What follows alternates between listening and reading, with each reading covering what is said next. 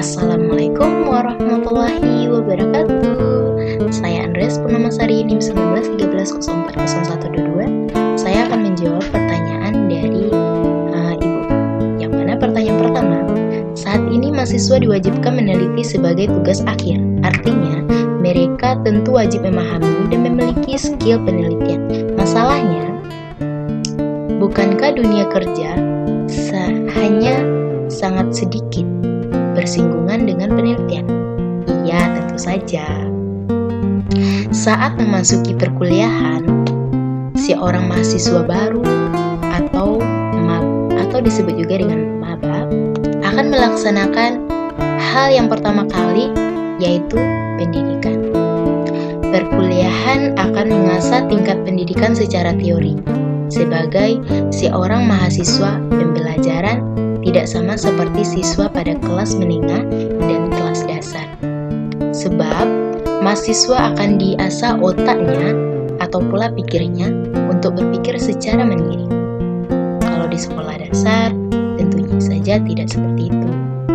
Mereka akan dimanjakan oleh gurunya dan diberikan suatu materi yang telah tersedia. Tapi, kalau mahasiswa tingkat perguruan tinggi, tidak seperti itu. Seolah-olah mereka itu mencari pelajaran atau materi dari manapun, dari pusat manapun. Mereka itu belajar secara mandiri, tidak tergantung kepada guru atau dosennya. Tentu saja, contohnya saja, kita itu memakan pisang, yaitu sebelum kita memakan isinya, otomatis kulit pisang tersebut kita buang dulu dong. Iya juga, itu untuk mahasiswa.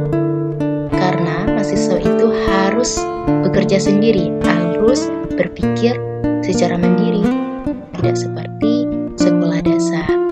Kalau sekolah dasar, pisang itu udah ada, tapi cara makannya nggak tahu. Kenapa? Karena mereka itu dimanjakan, sama seperti balita yang baru besar gitu. Terus harus dimiliki oleh mahasiswa. Lantas, apa gunanya penelitian? Kenapa? Karena penelitian belum menjadi suatu kebutuhan bagi kebanyakan mahasiswa. Penelitian akan didapatkan mahasiswa baru dari mata kuliah umum yang terbatas. Contohnya, seperti saya sekarang, mendapatkan mata kuliah metodologi penelitian di semester 4, karena penelitian adalah kegiatan yang sangat bermanfaat bagi perkembangan ilmu pengetahuan. Seperti saya, mahasiswa sekarang ini dalam keadaan berpikir atau mencerdaskan atau mengasah pola pikirnya sendiri. Kalau tidak ada penelitian, otomatis mahasiswa itu berpatokan kepada ilmu pengetahuan yang diberikan oleh guru, tidak berkembang ke wujud yang nyata atau kontribusi mahasiswa dalam mendalami bidang keilmuannya yang diambilnya gitu. Kalau tidak ada peneliti, otomatis mahasiswa itu berpikir di dalam lingkungannya saja, tidak keluar dari lingkungan tersebut. Contohnya saja, kata dalam tempurung. Tahu kan kata dalam tempurung seperti apa? Tentunya dong. Setiap mahasiswa pasti memiliki gagasan tertentu. Namun, jika gagasan itu tidak pernah diasah atau diungkapkan dan dibahas bersama-sama, maka tidak akan mengalami perkembangan.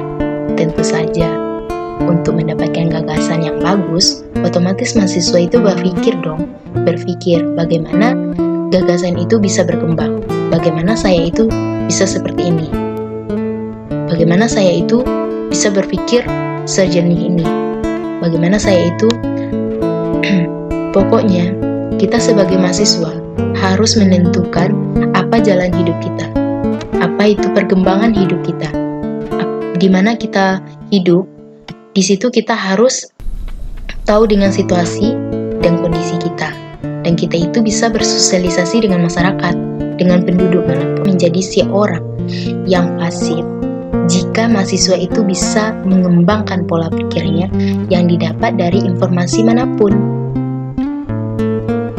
ilmu pengetahuan yang dia dapatkan dari media sosial ataupun dari manapun. Dan yang kedua, jenis penelitian ada 3 macam. Yang pertama, penelitian kuantitatif. Yang kedua, penelitian lapangan. Yang ketiga, penelitian teks atau penelitian di pustaka. Penelitian yang pertama yaitu penelitian kuantitatif. Penelitian kuantitatif ini bisa kita ambil dari bagaimana kita itu memproses suatu informasi dari manapun, atau dari media sosial, atau dari media apapun, dari masyarakat, atau kita itu langsung turun ke lapangan. Itu tidak apa-apa. Penelitian kuantitatif ini tidak bersifat memaksa.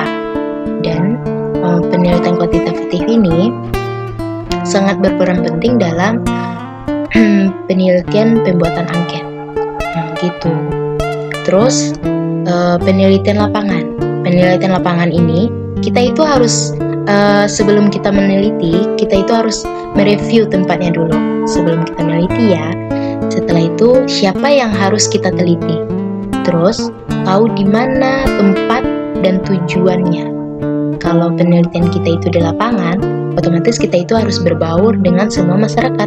Kita itu harus ramah, ya dong. Tentunya. Ketiga, penelitian teks atau penelitian pustaka. Kita itu harus membaca skripsi-skripsi yang telah dibuatkan oleh kakak-kakak senior sebelumnya. Kita itu harus membaca itu.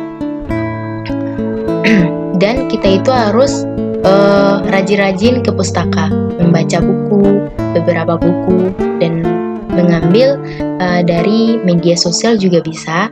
Cuman kita itu membaca suatu jurnal yang bisa kita ambil dan kita telaah. Saya tutupi dengan Assalamualaikum warahmatullahi wabarakatuh.